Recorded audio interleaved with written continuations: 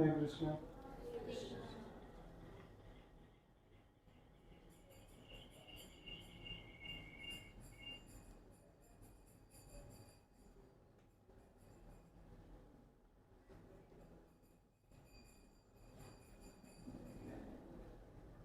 ओम ज्ञानतिमिरन्धस्य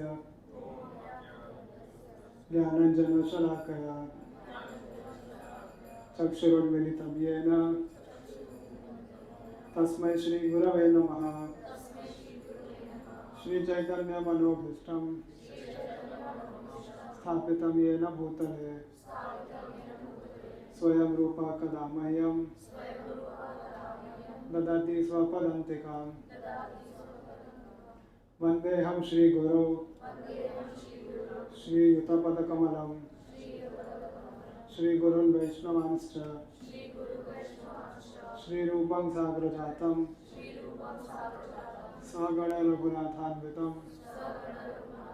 तं सजीवं साद्वैतं सावधूतं परिजनसहितं कृष्णचैतन्यदेवं श्रीराधाकृष्णपादान् सहगण ललिता श्रीविशाखान्वितांश्च नमो विष्णुपादाय कृष्णप्रेष्ठाय भूतले श्रीमते भक्तिवेदांत स्वामिनिति नामिने नमस्ते सरस्वती देवे गौरवाणी प्रचारिणे निर्विशेष शून्यवादी पाश्चात्य देशतारिणे वाञ्छाकल्पतरुभ्यश्च कृपा सिन्धुभ्यैव च पतितानां पावनेभ्यो वैष्णवेभ्यो नमो नमः। नमो महामदन्याय कृष्ण प्रेम प्रदायते कृष्णाय कृष्ण चैतन्य नामने गौरतुसे नमः। हे कृष्ण करुणा सिंधु दीनबंधु जगतपते गोपेश गोपिकाकांत राधाकांत नमोस्तुते। तपत कांचन गौरांगी राधे वृंदावनेश्वरी वृषभानुसुते देवी प्रणमामि हरिप्रिये। जय श्री कृष्ण चैतन्य प्रभु नित्यानंद श्री अद्वैत गदाधर श्रीवासादि गौरभक्तवृंद। हरे कृष्णा कृष्णा कृष्णा हरे हरे हरे राम राम राम हरे हरे। हरे कृष्णा कृष्णा कृष्णा हरे हरे हरे राम राम राम हरे हरे। हरे कृष्णा कृष्णा कृष्णा हरे हरे हरे राम राम राम हरे हरे। हरे कृष्ण।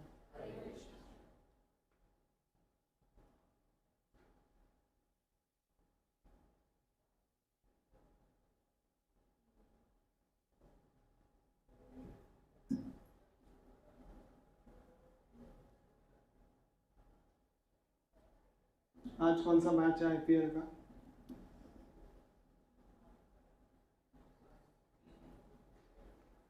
नहीं पता किसी को। लास्ट वीक भी नहीं पता था, इस हफ्ते भी नहीं पता है। तो आप लोग क्या करते हैं फिर वीकेंड पर? भक्ति भगवान। हाँ अच्छा। कल यस्टरडे वाला वानखड़े में था ना, मुंबई इंडियंस और सीएसके। और आज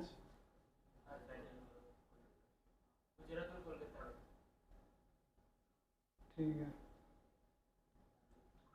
So we can keep ourselves updated even if we are not interested in watching, but we can have the knowledge at least. There is no harm in having knowledge of what is going around. हमारे आसपास क्या चल रहा है उसका ज्ञान होना या उसके बारे में पता रखने में कोई दिक्कत नहीं है. So अपने हमारे आसपास में आप में से कितने लोगों ने कचरे का डब्बा देखा है आज पूरे दिन में, डस्टबिन? तो वो कचरे का डब्बा देखकर आप लोग का क्या रिएक्शन होता है? रोड पे भी जैसे घर में तो सबके होता ही है एक छोटा सा डस्टबिन, पर जब आप ट्रैवल कर रहे हो, when you are going to your school, college, office, कहीं भी आप घूमने जा रहे हो मॉल वगैरह में, तो कई बार रास्ते में बड़ा पब्लिक डस्टबिन होता है, वहाँ पे वो डब्बे में कम और आसपास ज़्यादा होता है. वैसा वो डस्टबिन देख के आप लोग का क्या रिएक्शन होता है? कोई भी?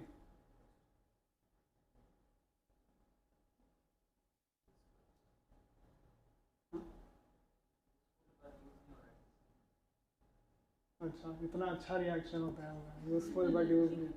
मुझे तो गंदा लगता है. जनरल रिएक्शन क्या होता है कि you have to move away, ऐसे थोड़ा दूर से होके निकलना है, या रास्ता बदल के निकलना है, या मुंह पे कुछ कपड़ा रख के, रुमाल रख के निकलना है. तो ये थॉट ये अभी इसलिए आया, लास्ट वीक मैं जब ऑफिस जा रहा था सुबह, तो रास्ते में आई वॉज गोइंग, ऑफिस का कैब था, उससे आई वॉज गोइंग.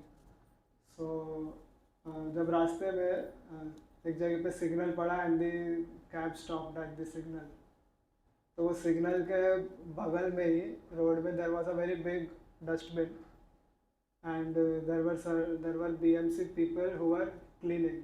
वो कचरा वो सुबह उठाने आते हैं, तो वहाँ पे बीएमसी का ट्रक खड़ा था और 4-5 लोग उसको उठा के उसमें ट्रक में डाल रहे थे.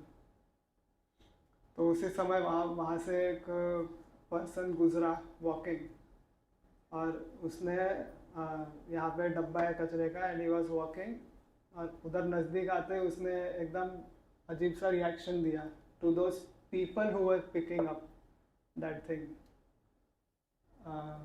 और वैसे रिएक्शन देके that person moved ahead. So this is, as such, it is a very normal reaction. Generally not to the people but to the thing which is kept there.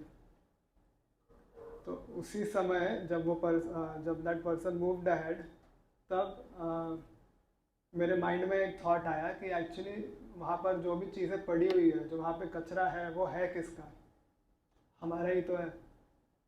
वो जो लोग सफाई कर रहे हैं वहाँ पर, वो अपने घर से तो नहीं लाए.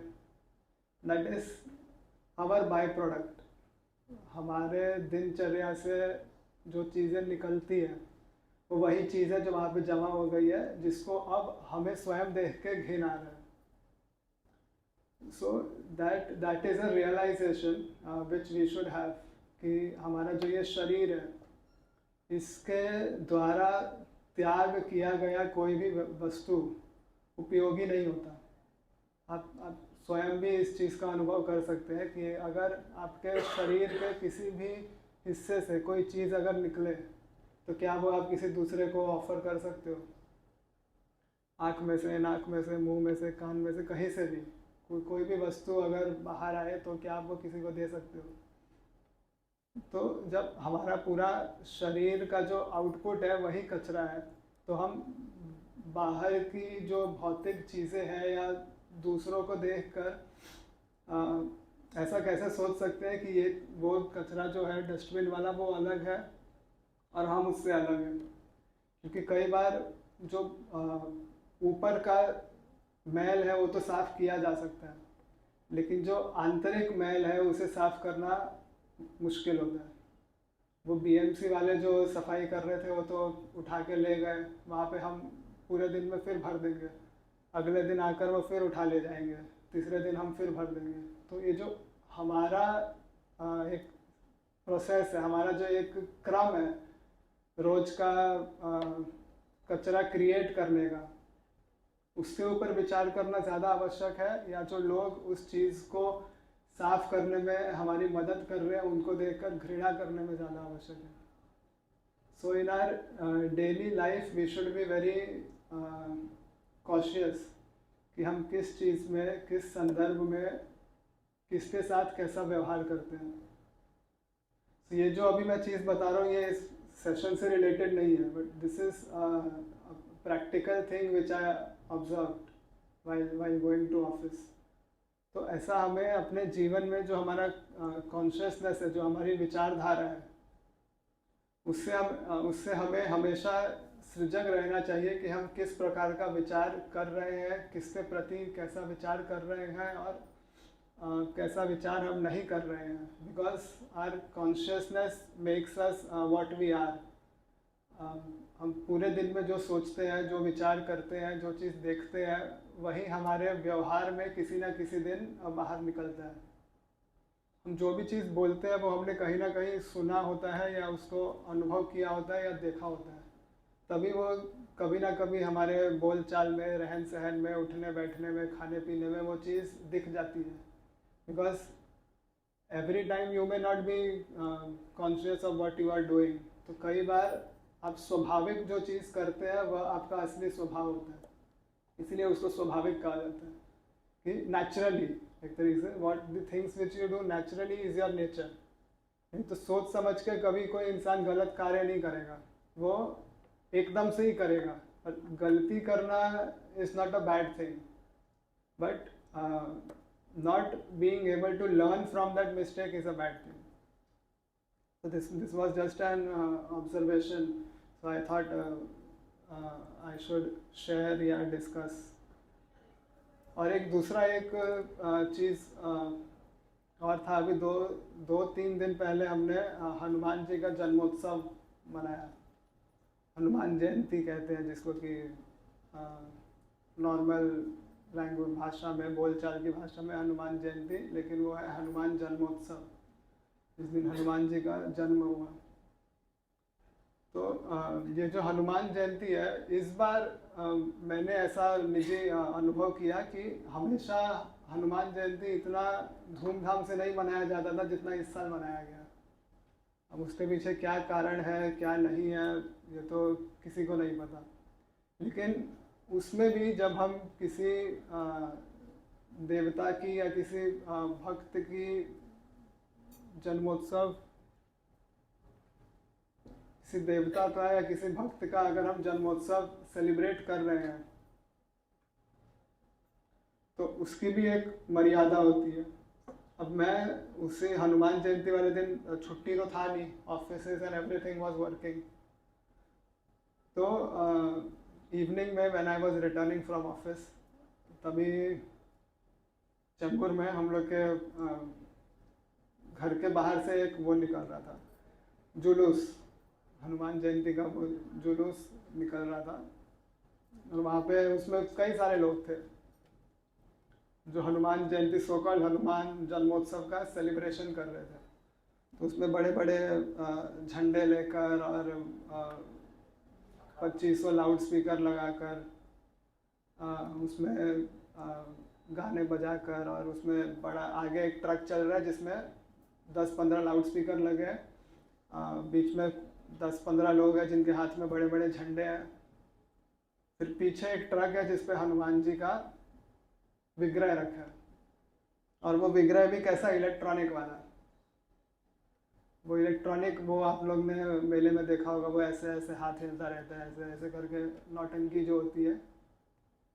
तो वैसा विग्रह एक हनुमान जी का वहाँ पे रखा था। वो हनुमान जी पर्वत ऊपर कर रहे थे, फिर नीचे कर रहे थे, ऊपर कर रहे थे और नीचे कर रहे थे, और एक हाथ से गदा ऐसे हो रहा था, ऐसे ऐसे हो रहा था, और लोग उसमें हनुमान जयंती मना रहे थे। तो ये किस तरीके का अपने किसी देवता का स्वरूप आप प्रकट कर रहे हो, कार्टून की तरह। उस स्वरूप को प्रकट करने की भी एक मर्यादा होती है। और वो विग्रह जिस ट्रक पे रखा था, उस ट्रक के पीछे किंगफिशर का ऐड लगा हुआ था। तो हमें पता ही नहीं हम कर क्या रहे हैं।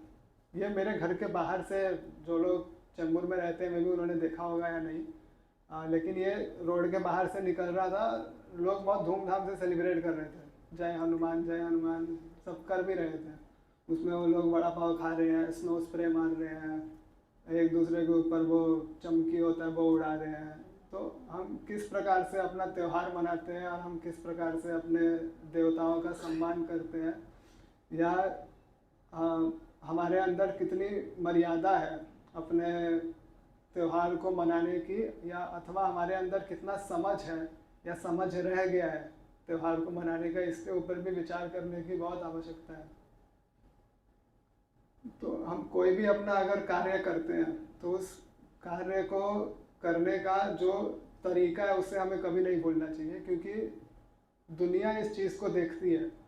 और जिस प्रकार से हमारा जो वैदिक धर्म है उसका एक इम्पोर्टेंस है वर्ल्ड ओवर, जैसा बाहर के लोग या दूसरे जो लोग वैदिक धर्म को समझने की कोशिश कर रहे हैं, अगर वे देखेंगे कि जो इस धर्म के अनुयायी है उन्हें ही कुछ नहीं पता कि करना कैसे होता है या किस प्रकार से इस चीज़ को संभालना होता है, तो हम दूसरे लोगों को क्या एग्जाम्पल उदाहरण प्रस्तुत करेंगे। जब हमारे से आके कोई किसी विषय पर अगर प्रश्न करता है, किसी विषय पर अगर पूछता है, इस समझ से कि उसे कुछ रिप्लाई मिलेगा बिकॉज वी आर इंडियन। अगर कोई फॉरेनर आके हमारे से धर्म के बारे में कुछ पूछता है तो वो यही एक्सपेक्ट करते हैं कि क्योंकि ये भारत के लोग हैं इनको कुछ ना कुछ तो पता ही होगा, या इनके पास तो बचपन से ही everything is available for this people to practice and understand and learn and apply, तो they will have the answer, चाहे कोई कैसा भी हो, but because he is an Indian he would be aware.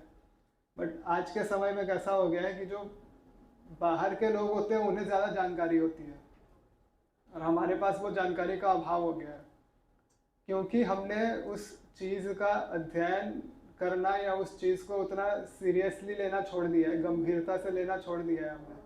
कुछ लोग अभी भी हैं जो उस चीज़ को समझते हैं, उस चीज़ का उस विषय का पालन करते हैं या उस वस्तु को आगे बढ़ाने का प्रयत्न कर रहे हैं, लेकिन जो मेजॉरिटी लोग हैं, जो लार्जर क्राउड है, इज़ नॉट इंटरेस्टेड।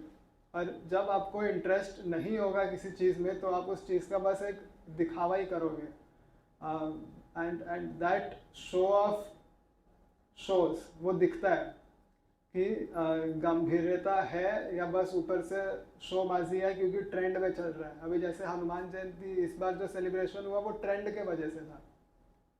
अब वो ट्रेंड क्या है वो डिस्कस करने की ज़रूरत नहीं है, but it was because of the trend, it was not celebration of the appearance day of lord Hanuman, it was to show off to someone कि देखो क्या क्या हम कर रहे हैं और क्या कर सकते हैं और क्या है। तो हनुमान जन्मोत्सव अगर हमें मनाना है तो उसका सबसे सही तरीका होगा कि अगर हम रामायण का अध्ययन करें या हनुमान जी को रामायण के थ्रू समझने की कोशिश करें। अब उसमें एक किस्सा और था कि जैसे हमारे वहाँ चेंबूर में एक हनुमान जी का मंदिर है, फेमस मंदिर है, और उसी के थोड़ा आगे राम मंदिर है, सनातन धर्म मंदिर जो है राम मंदिर। सो वहाँ जो हनुमान जी का मंदिर था वहाँ बहुत लंबी लाइन थी,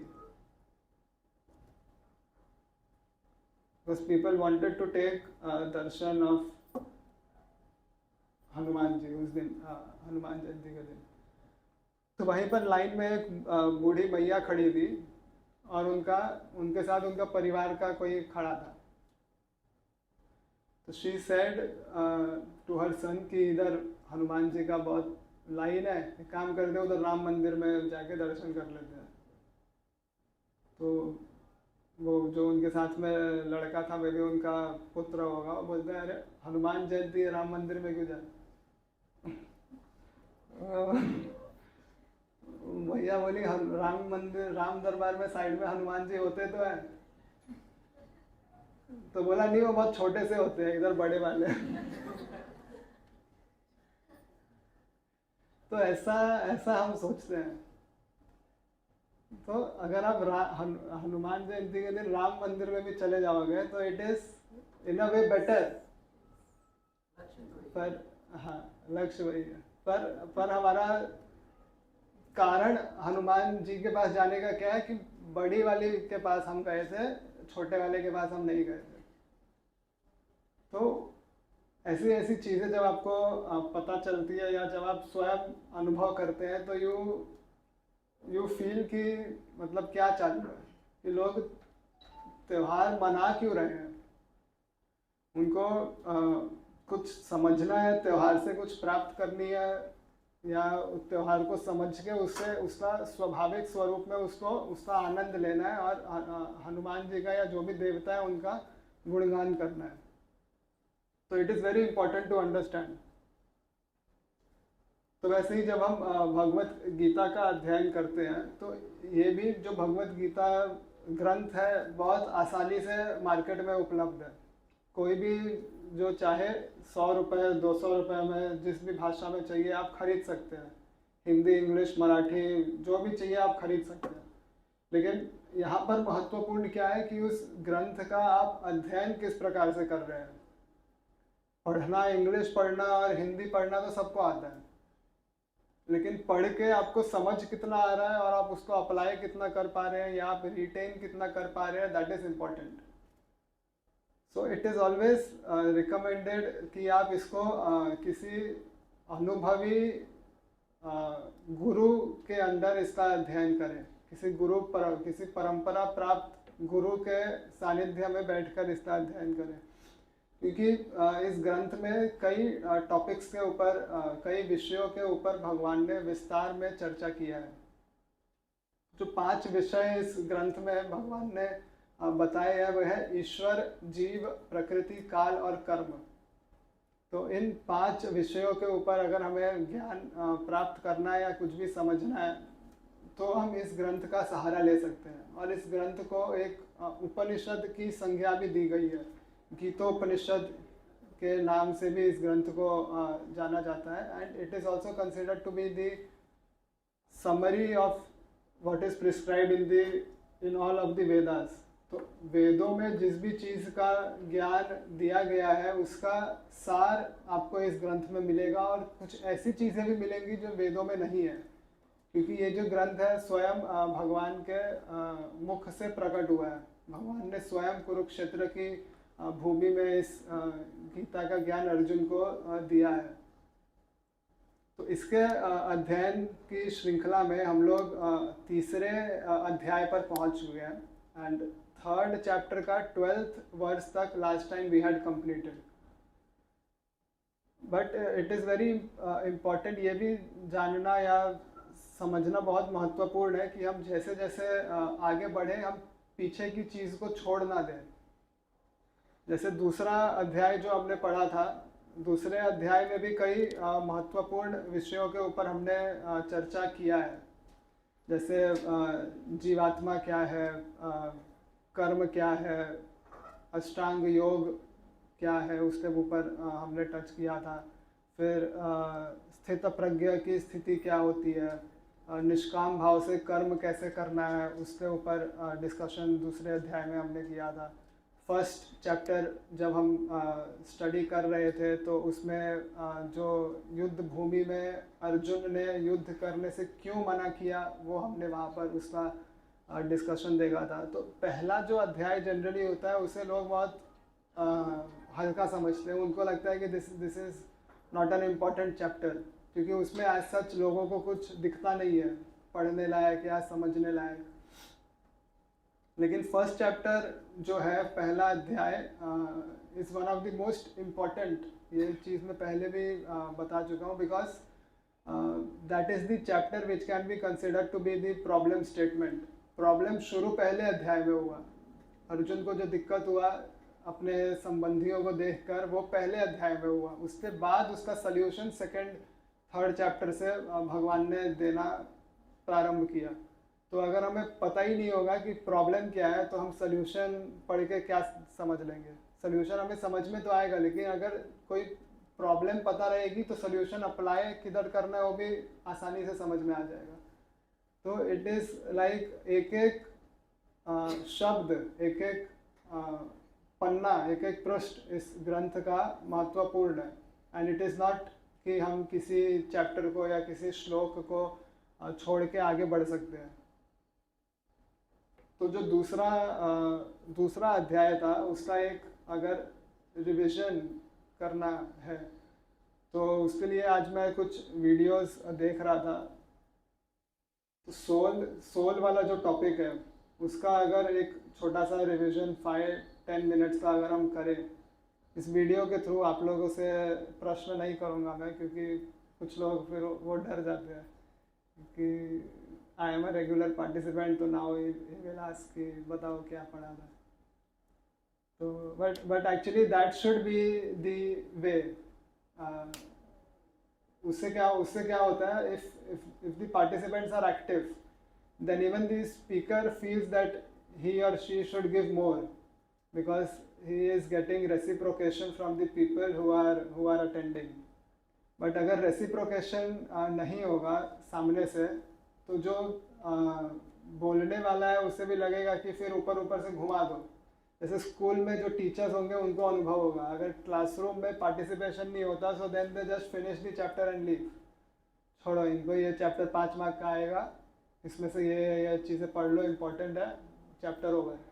because people are not interested.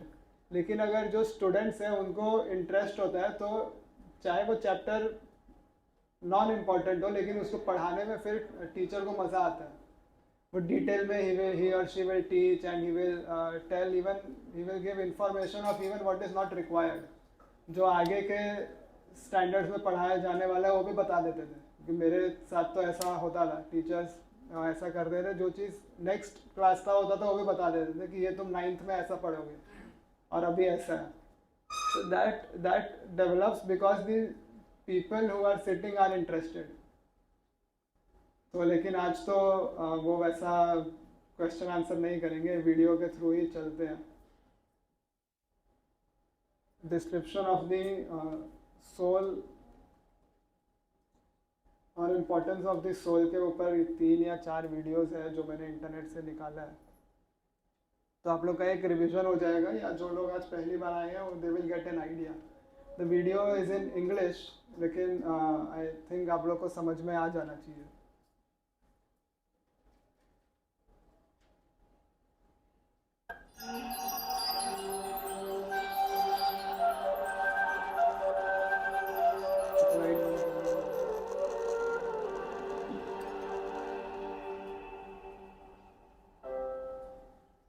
Amazing Soul, the Vedic Introduction. The Vedic wisdom tradition offers us a coherent, cogent, and extensive body of knowledge about the soul. One of the defining characteristics of the Vedic wisdom tradition in general, and the Bhagavad Gita in particular, is its clear and analytical treatment of the subject of the soul. It does not treat the soul vaguely as a metaphorical reference to our intangible essence. Rather, it presents the soul concretely as a very real spiritual entity with its own distinctive characteristics. We sometimes say in the West, I have a soul. But I think from the Bhagavad Gita's perspective, it'd be more correct to say, I am the soul and I have a body. The soul is what provides cognition to an awareness to the body, and it's the soul that is the part of us that is aware, that feels.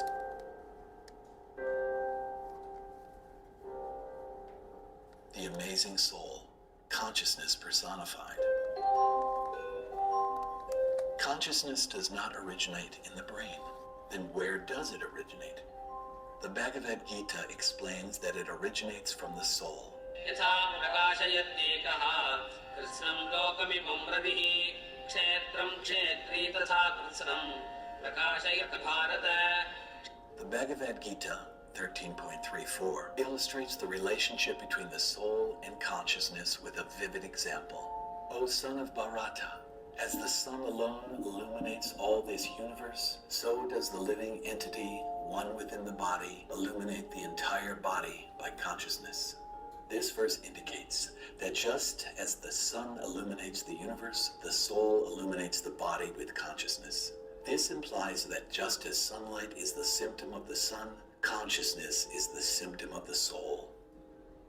The power of the soul extends throughout the entire body. There's a passage in the Katha Upanishad which describes the soul as like the sun. It illuminates a particular area. Sometimes it's described like a lamp or a candle. It provides the light of a candle will fill up a room in the same way that the illumination of the soul will fill up the body. If we are inside a room and can't see the sun and the sky outside, we can still infer its presence by observing its symptom, sunlight. Similarly, even though we are not able to see the soul inside the body, we can still infer its presence by observing its symptom, consciousness.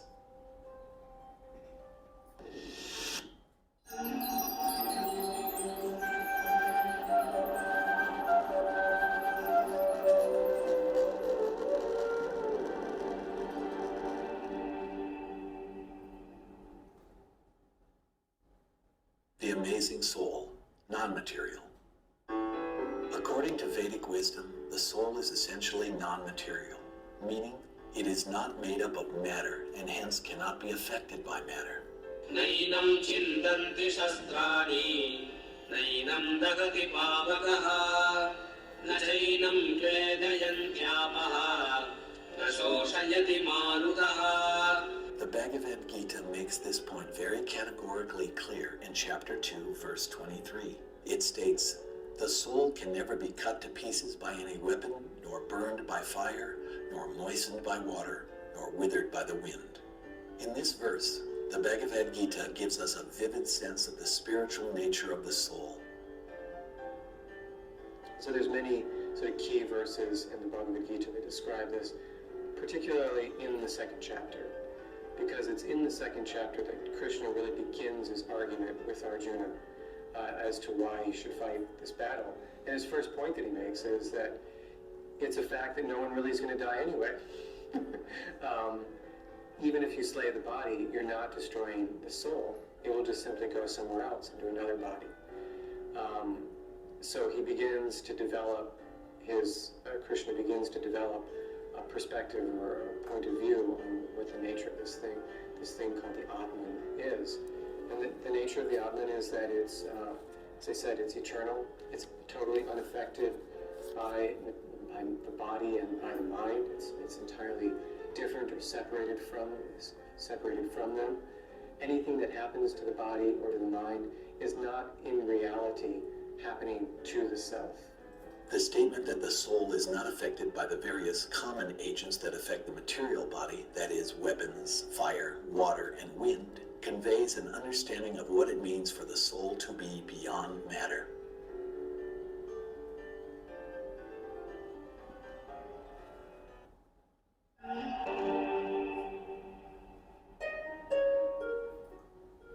The amazing soul, indestructible. The Vedic wisdom explains that the soul is by nature indestructible. It cannot be destroyed. अविनाशितु तद्विद्धि येन सर्वमिदं ततं विनाशमव्ययस्यास्य न कश्चित् कर्तुमर्हति. It states, "That which pervades the entire body you should know to be indestructible. No one is able to destroy that imperishable soul." It is the mortal body frame, that disintegrates, that disappears, but not the soul. Eternal consciousness, you could say. So the consciousness persists in there. And with this consciousness, it persists with the impressions of the earlier births. And whatever we have been doing, so there, good or bad, effects. That is what people like the karma bhoga. That one has to realize. Thus, the soul is eternal and is not subject to the destruction that is inevitable for the material body. Even after the body is destroyed, the soul lives on, and on.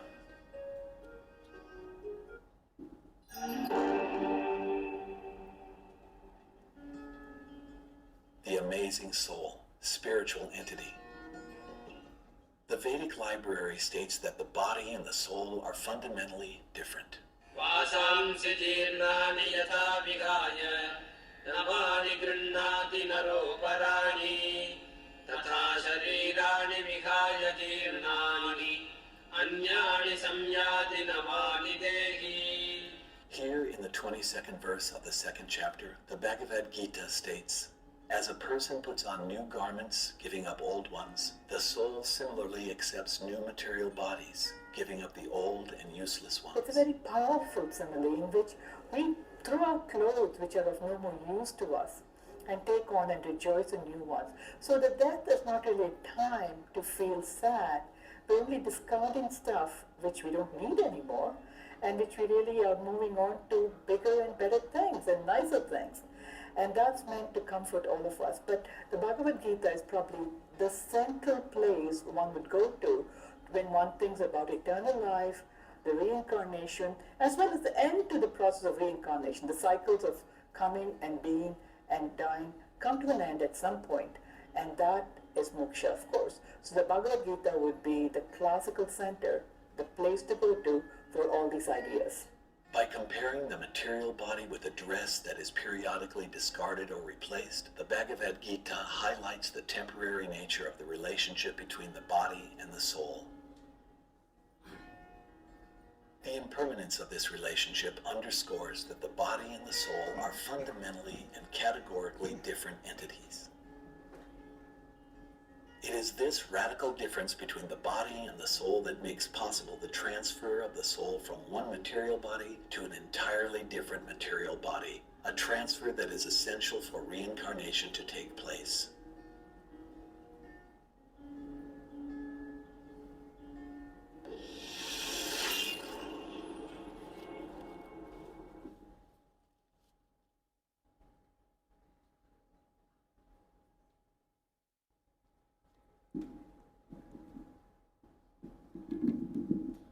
समझ आया?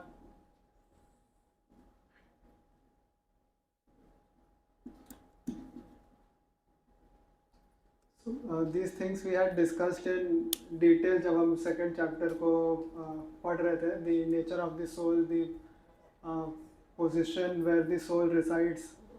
Then the soul is indestructible. It is a spiritual entity and it is non-material. अभौतिक है, उसका कभी विनाश नहीं हो सकता और वो एक आध्यात्मिक वस्तु है. ये इन चीज़ों का इन विषयों पर चर्चा हमने जब दूसरा अध्याय पढ़ रहे थे तब हमने किया था. इसके अलावा और भी विषय थे, लेकिन अभी हर सप्ताह में उसके एक विषय के ऊपर कुछ वीडियो या कुछ I will try to bring up so that वो याद आता रहे. जैसे आज सोल का किया. नेक्स्ट वीक वी ट्राई कि we discuss something about karma. क्योंकि हमारा जो थर्ड चैप्टर चल रहा है, दिस चैप्टर, इस अध्याय का नाम भी कर्म योग ही है. तो यहाँ पर तो हम कर्म का डिस्कशन कर ही रहे हैं, लेकिन सेकंड चैप्टर में द लॉर्ड हैज़ हिंटेड, एक तरीके से उन्होंने एक अंकित किया है कि कर्म किस प्रकार से हमें करना है और कर्म के कितने प्रकार होते हैं, कि कर्म, अकर्म और विकर्म. ये जो डिस्कशन है ये हमने दूसरे अध्याय में किया था.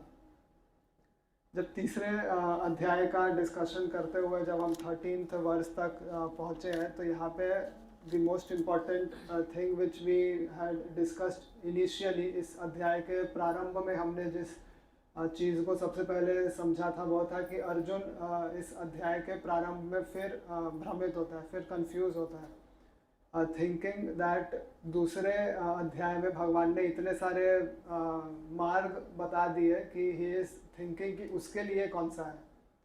तो again he asked the lord whether he should take renunciation और ही शुड एक्ट. तो उसे रिनाउंस कर देना चाहिए, अपने कार्य को संन्यास ले लेना चाहिए क्योंकि वैसे भी आत्मा को कुछ होना नहीं है, या फिर उसे अपना कर्म करना चाहिए क्योंकि कर्म किए बिना अपने शरीर का निर्वाह नहीं किया जा सकता. तो ये दो कन्फ्यूजन अर्जुन ने भगवान के सामने रखा था. तो भगवान उसका उत्तर तीसरे अध्याय में अर्जुन को दे रहे हैं कि क्यों उसे कर्म करना चाहिए और अपने कार्य से भागना नहीं चाहिए। तो हमारे लिए भी, हमारे जीवन में भी ये बहुत ही एक रेलेवेंट एस्पेक्ट है, क्योंकि हम भी कई बार अपना कार्य, जो अपना कर्म है या अपनी जिम्मेदारी है, उसे निभाने से भागने की कोशिश करते हैं। हमेशा नहीं, लेकिन किसी ना किसी परिस्थिति में तो हमें ऐसा लगता ही है कि क्या मुसीबत मोल ले ली हमने, या ये सब करने का क्या मतलब है, कितना भी मेहनत करो कम ही पड़ता है। ऐसा जनरली जो परिवार होते हैं उनमें ऐसी चर्चा होती है कि कितना भी करो कम पड़ता है। तो उसमें जितना हमारे पास संदर्भ में हमारे उपलब्ध है, उसमें कैसे हमें अपने जीवन का निर्वाह करना है, ये चीज़ भी हम भगवत गीता से सीख सकते हैं। तो इसमें दूसरा जो इम्पोर्टेंट चर्चा हुआ था वो हुआ था यज्ञ, कि हम अपना जो भी कार्य करते हैं it should be in the form of a यज्ञ, और जिसका अंग्रेजी में प्रभुपाद जी अनुवाद करते हैं सैक्रिफाइस। तो यहाँ पर सैक्रिफाइस का जो अर्थ है, इट इज़ नॉट बलि। हाँ, यहाँ पर जो सैक्रिफाइस का अर्थ है वो बलि देना, उसका अनुवाद या सही अर्थ नहीं है। यहाँ पर सैक्रिफाइस या यज्ञ मीन्स कि आप अपने स्तर पर किस चीज़ का त्याग कर सकते हैं, कितने लेवल तक कर सकते हैं।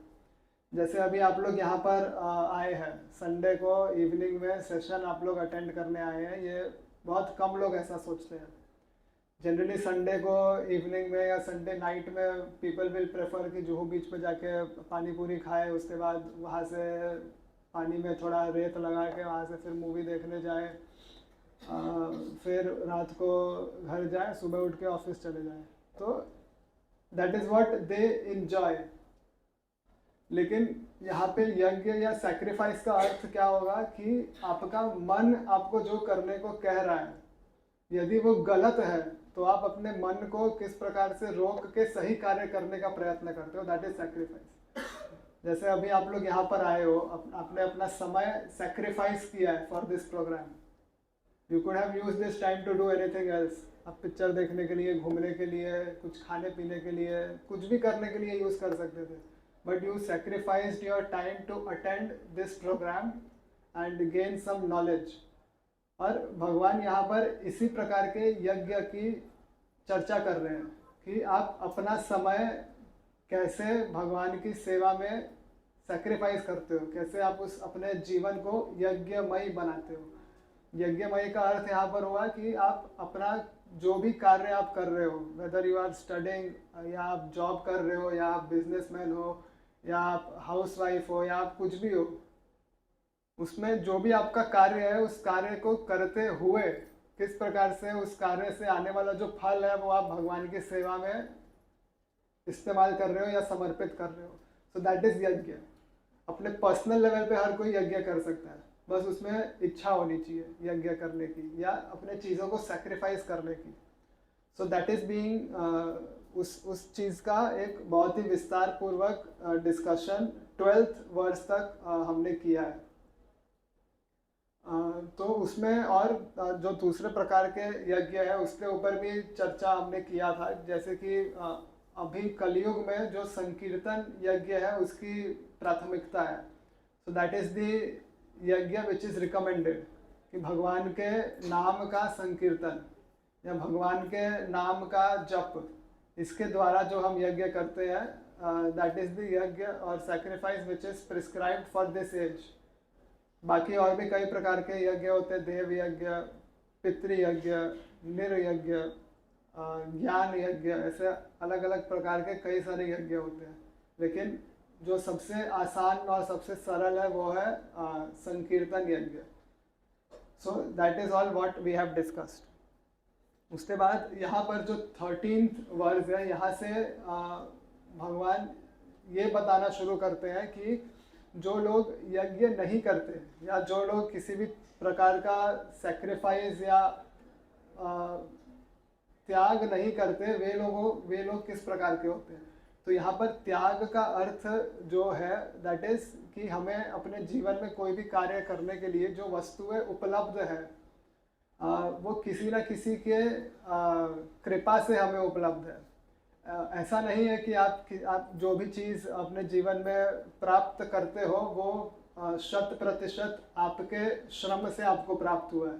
उसमें आपका स्वयं का श्रम तो होता ही है, लेकिन it is also the other circumstances which are facilitating.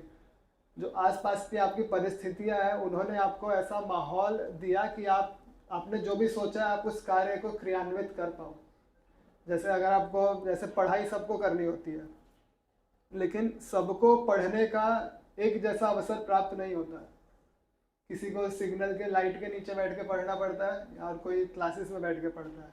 तो अगर आपको कोई भी चीज़ अपने जीवन में प्राप्त है और उसके प्रति अगर आप कृतज्ञ नहीं हो, so then you are considered to be a thief, या यहाँ पर चोर की संज्ञा दी है भगवान ने, कि आपने अपने जीवन में कुछ भी प्राप्त किया लेकिन आपके मन में उसके लिए कृतज्ञता नहीं है, देवताओं के प्रति या भौतिक प्रकृति के प्रति, मटेरियल नेचर के प्रति या देवताओं के प्रति। So then you are considered to be a thief, क्योंकि आपने वस्तु तो ले ली लेकिन जिसकी वस्तु ली उसके प्रति यू आर नॉट थैंकफुल।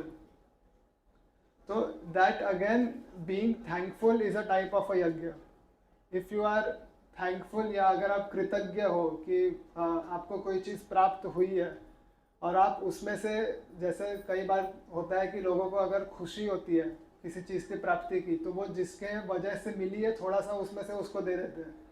कि जैसे मेरा, अगर किसी का सपोज 10,000 रुपये खो गया और किसी ने ढूंढ के ला के दे दिया, तो खुशी में आप क्या करोगे, 1,000 उसको पकड़ा दोगे कि मेरा तो पूरा 10 ही गया था, कम से कम 9 भी मिल जाए, या खुशी में आप दे दोगे। अब कितने लोग देंगे वो उनके ऊपर निर्भर करता है, but that is how you पे, या अपना जो कृतज्ञता है उस चीज़ को व्यक्त करते हो।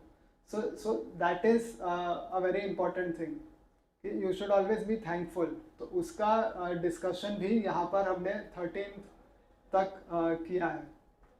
इसके आगे का जो डिस्कशन है दैट इज़ अबाउट निष्काम कर्म, कि आप जो अपना कर्म है वो फल की इच्छा को ध्यान में रखे बिना कैसे करते हो, एंड हाउ जो बड़े लोग होते हैं, जो ग्रेट पीपल होते हैं, how they work to set an example. जैसे हम अपने जीवन में किसी को देख कर, किसी को अपना आइडल समझकर कार्य करने की कोशिश करते हैं, तो वो जो आइडलिस्टिक लोग होते हैं, how you can also become a person at home people will look up to. तो वो उसके बारे में चर्चा भगवान ने यहाँ पे आगे से किया है। लेकिन क्योंकि हमारा समय ऑलमोस्ट ख़त्म हो गया है, तो वी विल नॉट डिस्कस इसके आगे का। आई होप कि आज का जो 1 घंटा आपने यहाँ पर समर्पित किया है वो आपको ऐसा लगे कि it was a good decision to give your time for this session. हमारा ये जो सत्र है वो हर शनिवार और रविवार को इसी समय पर 5 बजे इसी हॉल में होता है। तो आप लोग कोशिश करिए कि आप लोग हर सप्ताह में इसे अटेंड करने का एक स्केड्यूल बनाएं, and you give your time to understand. आप समझने का प्रयत्न करें कि हमारे जो वैदिक ग्रंथ है वो हमें क्या बताने की कोशिश कर रहे हैं, और किसी सही जगह से, किसी सही स्थान से अगर आप चीज़ों को समझेंगे तो you will always have clarity in your mind. उसमें फिर किसी प्रकार का कन्फ्यूजन या शंका होने का जो चांस है वो बहुत कम हो जाएगा। तो आप लोग कोशिश करिए कि आप एवरी संडे आके, सैटरडे एंड संडे आके इस सेशन को अटेंड करें। If you have any questions then we would be very happy to answer. आप हमें व्हाट्सएप पे भी क्वेश्चन पूछ सकते हैं, या प्रसाद लेते समय भी क्वेश्चन पूछ सकते हैं, या अगर आपका इस प्रोग्राम के लिए कोई सुझाव होगा तो आप वो सुझाव भी हमें दे सकते हैं। We will be very happy to have a feedback, and we try to incorporate whatever suggestions you give. अगर यदि आज के सत्र में किसी को अगर कोई क्वेश्चन है, because time is already up, तो कोई एक क्वेश्चन अगर किसी को पूछना है तो we can take only one, वो भी fast,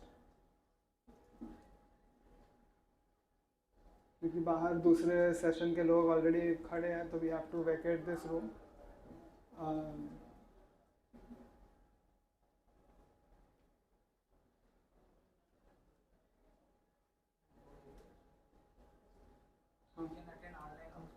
You can attend online.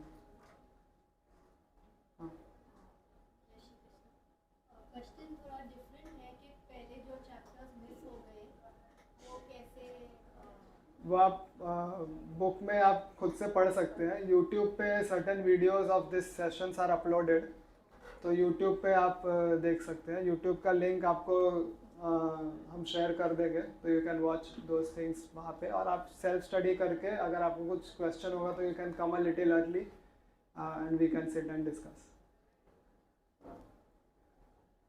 Okay then, Hare Krishna.